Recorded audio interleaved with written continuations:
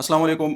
आज हम आयोश का चैप्टर नंबर 2 करेंगे। जैसे कि आप लोगों की रिक्वायरमेंट थी कि सर आप ख़ुद क्लासेस ले लें ताकि हमें प्रॉपर समझ आ जाए कि आयोश क्या है, किस तरह से हम इसको करते हैं। तो चैप्टर नंबर फर्स्ट में हमने पढ़ा था कि why is it important to manage safety, हम सेफ्टी क्यों करते हैं। उसके 3 रीज़न थे। फर्स्ट, मॉरल रिस्पॉन्सिबिलिटी, हमारी इखलाकी ज़िम्मेदारी है कि हम सेफ्टी फॉलो करें। सेकंड, ये लीगल रिक्वायरमेंट है, कानून हमें कहता है कि आपने सेफ्टी को फॉलो करना है। थर्ड, फाइनेंशियल रीज़न है, कंपनी को हमने बेनिफिट देना है। उसमें सेकंड क्वेश्चन था कि what will be your responsibility as an manager, अगर आप किसी जगह पे मैनेजर जाते हैं, सेफ्टी ऑफिसर, सुपरवाइजर, इंजीनियर, तो आपके रिस्पॉन्सिबिलिटीज़ क्या होंगे। तो उसमें हमने कहा था कि पहले आपने मॉरल रिस्पॉन्सिबिलिटी उठानी है कि मेरी इखलाकी ज़िम्मेदारी है, मैं किसी भी प्रोजेक्ट पे काम करूंगा तो मैं ये सब लोगों को सेफ रखूंगा प्रोजेक्ट में। सेकंड, लीगल रिक्वायरमेंट, कानून को मैं पढ़ूंगा कि उस कंट्री में, उस मुल्क में क्या कानून है, उसके बेसिस पे जो है फिर हमने आगे काम करना है प्रोजेक्ट पे। थर्ड जो रिस्पॉन्सिबिलिटी थी कि हमने कंपनी के ग्रोथ के बारे में सोचना है। फोर्थ, आपने फ्रंट लाइन पे रहना है हमेशा। फिफ्थ, आपने अकाउंटेबल रहना है हमेशा। सिक्स जो है, हमने ट्रेनिंग्स प्रोवाइड करनी है, डिफरेंट रिस्क असेसमेंट्स हमने बनानी है। तो ये थे चैप्टर नंबर फर्स्ट के डिटेल्स। आज हम करेंगे चैप्टर नंबर 2 करेंगे, मॉड्यूल नंबर 2, असेसिंग रिस्क। इसके बारे में बात करेंगे कि हम रिस्क को कैसे असेस कर सकते हैं या रिस्क असेसमेंट हम किस तरह से कर सकते हैं। अगर आपको ये समझ आ गया ये वाला चैप्टर और इसके बाद एक और चैप्टर है, तो आपका निबोश का जो प्रैक्टिकल होता है IG2 पेपर, आपका वो क्लियर हो जाता है इसकी वजह से। तो इसको गौर से देखें और गौर से सुने। फर्स्ट क्वेश्चन है इसमें, व्हाट इज रिस्क। तो रिस्क पे जाने से पहले हमें यहाँ पे बताते हैं डिफरेंट चीज़ें। रिस्क दो चीज़ों से बनती है, एक लाइक्लीहुड है, एक उसका आउटकम है, जो उसका रिजल्ट्स आता है। अब इस जगह पे ये एक बंदा ड्राइविंग कर रहा है, सीख रहा है, लर्निंग स्कूल वालों के साथ बैठा हुआ है। तो अगर इसको कोई भी ख़तरा आता है तो कोई इशू नहीं होता है, क्योंकि वो बंदा है उसके साथ, वो उसको कंट्रोल कर देता है। इस पे इसके बाद जो है, फिर इस पे हमने आना है बाद में। फर्स्ट हमने जाना है कि रिस्क को हम डिफ़ाइन करें। रिस्क पे जाने से पहले हम हैज़र्ड के बारे में बात करेंगे। What is hazard? Anything which have the potential to cause harm, हर वो चीज़ जो तुम्हें नुकसान दे सकती है वो हैज़र्ड है। ज़्यादा गर्मी हैज़र्ड है, ज़्यादा सर्दी हैज़र्ड है, धूप जो है वो हैज़र्ड है, ज़्यादा लाइटिंग हैज़र्ड है, कम लाइटिंग हैज़र्ड है, चूरी चाकू ये सारी चीज़ें हैज़र्ड है, बिजली जो है एक हैज़र्ड है, फायर जो है एक हैज़र्ड है। हर वो चीज़ जो आपको नुकसान पहुंचा रहा है वो एक हैज़र्ड है। इसमें मेंटल हेल्थ भी आता है, अगर आपको कोई परेशान कर रहा है, कोई तंग कर रहा है, तो वो भी एक हैज़र्ड है। तो हमने हैज़र्ड की डिफिनीशन ऐसी करनी है, anything which have the potential to cause harm is called hazard. हर वो चीज़ जो आपको नुकसान पहुंचा रहा है वो हैज़र्ड है। ये मशीन्स है, ये हैज़र्ड है, ये यहाँ पे जो है ट्रिप हैज़र्ड है, ये कॉफ़ी है, ये एक हैज़र्ड है अगर आप ज़्यादा इसको पीते हैं। इसके बाद फिर आता है कि हैज़र्ड के लिए हमें एक ऐसा इवेंट चाहिए जिसको हैज़र्डस इवेंट कहते हैं। जब तक ये क्रिएट नहीं होगा, ये रिस्क पे कन्वर्ट नहीं होगा, तो उसके उसके लिए हैज़र्डस इवेंट रिक्वायर्ड है। अब यहाँ पे हैज़र्ड क्या है? ट्रिप हैज़र्ड है हमारे पास, लेकिन इसके लिए कोई इवेंट चाहिए, कोई यहाँ से गुजर रहा है वो इसमें गिर जाए, तो ये एक इवेंट क्रिएट हो गया। अब इस इवेंट की जो रिजल्ट्स होंगे, आउटकम, और इसके जो चांसेस होंगे, इन दोनों को जब हम मल्टीप्लाई करेंगे उससे फिर रिस्क बनता है।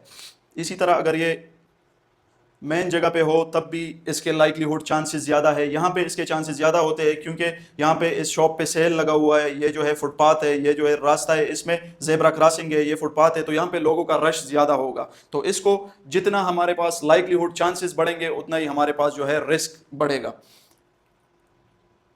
यहाँ पे अब लाइक्लीहुड चांसेस कम है क्योंकि नो एंट्री एरिया है, यहाँ पे गार्बेज लोगों ने रखा हुआ है, तो यहाँ पे चांस कम है, तो ऑटोमेटिकली रिस्क हमारे साथ कम हो जाता है। फिर है कॉन्सिक्वेंसेस, उसका जो आउटकम, आउटकम जो उसका रिजल्ट होता है, तो वो अगर यहाँ पे अगर फॉर एग्जांपल मटेरियल ज़ाया होता है तो यहाँ पे रिस्क कम है, और अगर इसमें कोई जानी नुकसान होता है तो फिर रिस्क ज़्यादा होता है।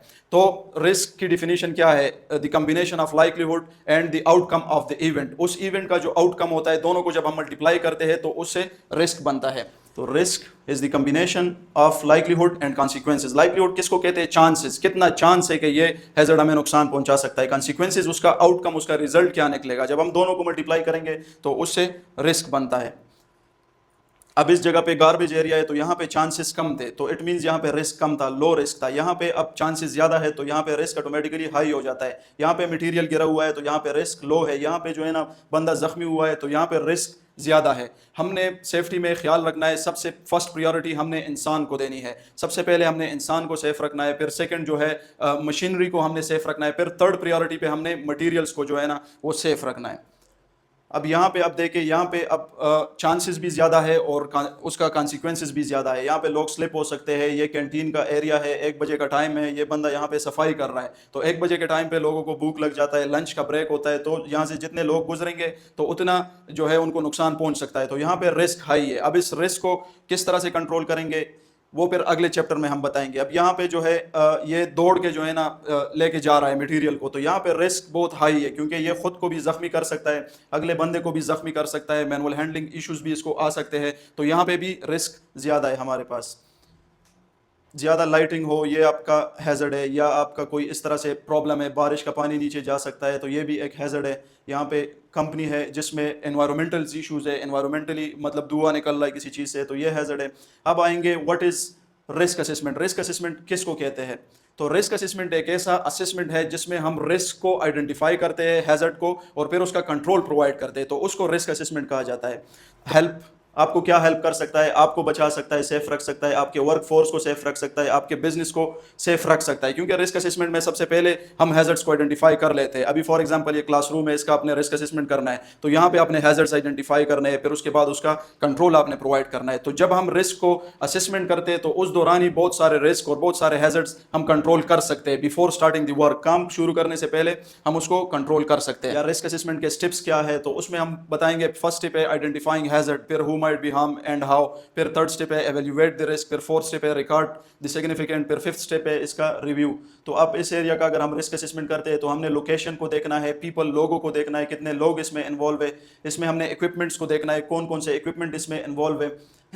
आइडेंटिफाइंग हैजर्ड, अब यहाँ पे हमने हैजर्ड्स आइडेंटिफाई करने हैं। एक तो गाड़ी रास्ते में खड़ी की है, यहाँ पे ट्रिप हैजर्ड है, यहाँ पे पेंट का काम हो रहा है, ऑयल पड़ा हुआ है, ऊपर वर्क एट हाइट हो रहा है, तो ये सारे हैजर्ड्स है हमारे पास।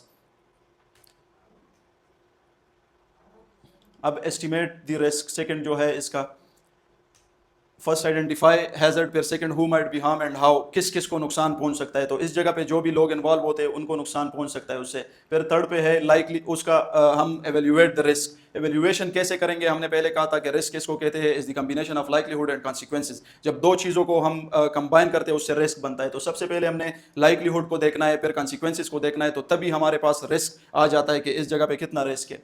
अब यहाँ पे जो है ना ये थोड़ा सा सेफ है, यहाँ पे रिस्क कम है। क्यों? क्योंकि ये लेडर जो लगा हुआ है 45 एंगल पे लगा है, नीचे भी क्लिप किया हुआ है, ऊपर भी इसको प्रॉपर क्लिप किया हुआ है, तो यहाँ पे रिस्क जो है वो चांसेस इसके कम है। अब यहाँ पे चांसेस मीडियम है, इसमें कुछ रंग्स जो है वो टूटे हुए हैं, ऊपर भी प्रॉपर नहीं पहुंची हुई है, तो यहाँ पे अब ये मीडियम चांसेस है हमारे पास। अब यहाँ पे चांसेस जो है वो हाई हो जाते हैं, क्योंकि यहाँ पे इन्होंने नीचे भी ईंटें रखी हुई है, बीच में रंग्स जो है ना लेडर के वो भी टूटे हुए हैं, ऊपर भी प्रॉपर नहीं पहुंचा हुआ है, तो यहाँ पे अब हमारे पास चांसेस बढ़ जाते हैं। तो चांसेस जब बढ़ेंगे ऑटोमेटिकली रिस्क हमारे साथ बढ़ेगा।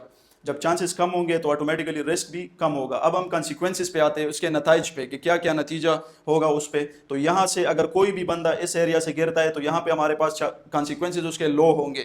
फिर अगर सेंटर से गिरता है कोई बंदा तो यहाँ पे कॉन्सिक्वेंसेस मीडियम होंगे। फिर यहाँ से अगर कोई बंदा गिरता है तो यहाँ से कॉन्सिक्वेंसेस फिर हमारे पास हाई होंगे। तो जब दोनों को हम मल्टीप्लाई करते हैं उससे हमारे पास रिस्क बनता है। ये हमारे साथ कॉन्सिक्वेंसेस, अब यहाँ पे दोनों को मल्टीप्लाई करेंगे, ठीक है, इसको रिस्क मैट्रिक्स कहा जाता है, ठीक है। इसमें ये हमारे पास जो है कॉन्सिक्वेंसेस और दूसरे साइड पे हमारे पास है लाइकलीहुड, चांसेस,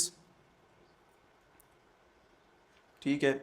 यहाँ पे हमारे पास है लाइकलीहुड, दूसरे साइड पे हमारे पास है कॉन्सिक्वेंसेस, 1 2 3 1 2 3। तो इसको आप मल्टीप्लाई कर सकते हैं, 2 × 2 4 आ जाता है, 2 × 3 6 आ जाता है, फिर इसको 2 × 2 4 आ जाता है, फिर इसके बाद 3 × 2 जो है वो हमारे पास 6 आ जाता है, फिर 3 × 3 हमारे पास 9 आ जाता है। तो ये रिस्क मैट्रिक्स है, ये ऑलरेडी प्रोवाइड होता है कंपनी पे, कंसल्टेंट वाले आपको देते हैं कि किस तरह से आपने रिस्क मैट्रिक्स को चलाना है। लेकिन याद रखें कि ये सेफ्टी मैनेजर की रिस्पॉन्सिबिलिटी होती है, वो रिस्क असेसमेंट बनाता है या कंसल्टेंट रिस्क असेसमेंट बनाता है या जो है क्लाइंट वाले आपको बना के देते हैं। सबसे पहले कंपनी में रिस्क असेसमेंट बनता है, प्रोजेक्ट शुरू होने से पहले हर एक एक्टिविटी का सेपरेट रिस्क असेसमेंट बनता है। तो ये मैट्रिक्स जो है इसको आप यूज़ कर सकते हैं। फिर इसमें डिफरेंट कैटेगरीज इन्होंने दी हुई है, लो, मीडियम, वेरी लो, जितना ये आपको प्रोजेक्ट पे प्रोवाइड किया जाता है। फिर फोर्थ स्टेप है रिकॉर्ड यूर फाइंडिंग्स, आपने जो जो चीज़ें फाइंड आउट की ना उसको रिकॉर्ड कर ले, ये इसका फोर्थ स्टेप है।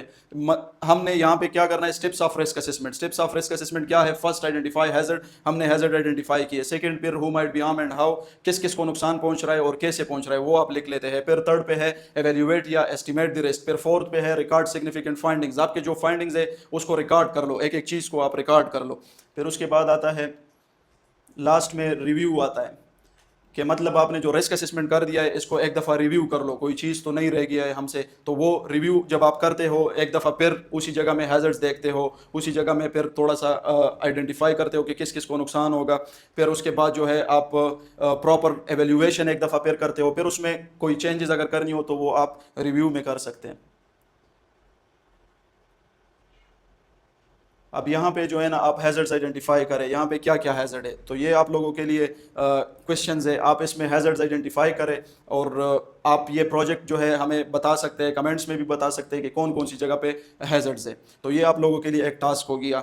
इसके बाद इसमें आप रिस्क, यहाँ पे आप हैज़र्ड्स आइडेंटिफाई करें और हमें कमेंट्स में बताएं कि कौन कौन सा इसमें हैज़र्ड है।